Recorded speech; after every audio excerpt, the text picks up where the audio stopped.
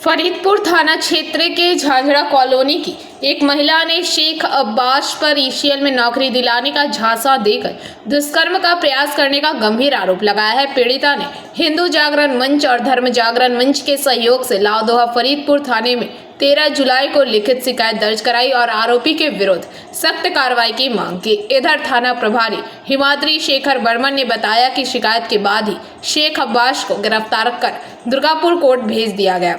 शिकायतकर्ता के अनुसार आरोपी शेख अब्बास अक्सर मेरी चाय की दुकान पर आता था। इसी दौरान दोनों की पहचान हुई। आरोपी ने स्वयं को ईसीएल का कर्मचारी बताते हुए मुझे कोलियरी नौकरी दिलाने का भरोसा दिया।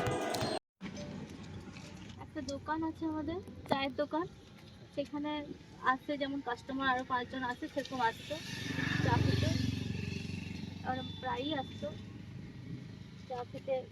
তারপরে এমনি আস্তে আস্তে আস্তে আস্তে কথা বলতে লাগলো। আমার পছন্দ হতো না কথা বলা, কিন্তু বাধ্য হয়ে কাস্টমার যেহেতু কথা বলতে হতো। এবার উনি আমাকে একটা ভালো রকম কাজের অফার দিয়েছিল যে হ্যাঁ একটা কাজ করে দেবো, এই সূত্র, আর কিছু না। তারপর কি হয়েছিল? তারপরে ব্যাপারটা বলো। তারপরে ওই যে নানান রকম যেমন মানে কি বলবো, তো আপনি কেন অভিযোগ দায়ের করলেন থানাতে? বলো, আছি তো, বলো। ছেলেটা কি কোনো অশ্লীল ব্যবহার করেছে আপনার সঙ্গে? এখনো সেরকম কিছু করতে পারি। কিছু বলেছিল কি আপনাকে? কোনো মন্তব্য দিয়েছিল?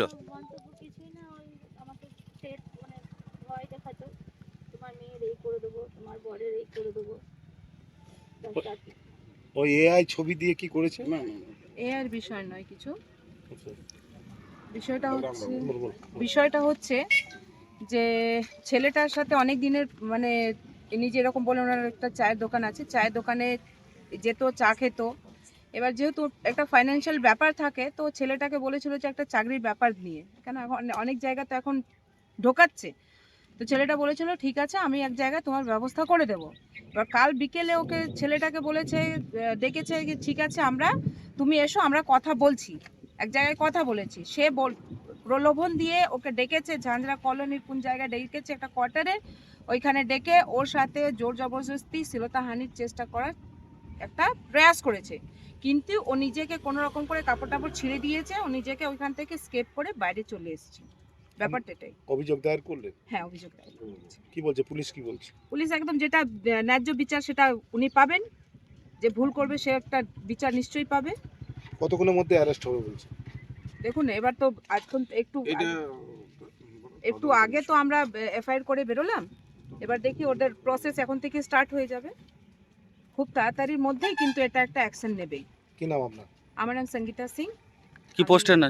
আমি এখন হিন্দু জাগরণ মঞ্চের মধ্যবঙ্গ প্রান্তের কার্যকারিণী সদস্য আর মহিলা আয়ামটা দেখি। আমাদের এক হিন্দু মহিলাকে বিভিন্ন রকম প্রলোভন দেখিয়ে ইনি চায়ের দোকান করতেন। দীর্ঘদিন ধরে চা খাওয়ার সূত্রে যেমন কাস্টমারের সঙ্গে পরিচয়, সেই পরিচয় সূত্রে একে কাজের প্রলোভন দেখিয়ে পরে শেখ আব্বাস নামে এক রাঙামাটির ব্যক্তি, তিনি তাকে ইসিএল এর কর্মরত চাকরিজীবী বলে উল্লেখ করে তাকে এক নির্জন ইসিএল এর কোয়ার্টারে, পরিত্যক্ত ইসিএল এর কোয়ার্টারে নিয়ে যায় এবং তাকে নানা রকমভাবে, আমরা মুখেও আনতে পারছি না, ওকে নানা রকমভাবে অশ্লীল আচরণ করে।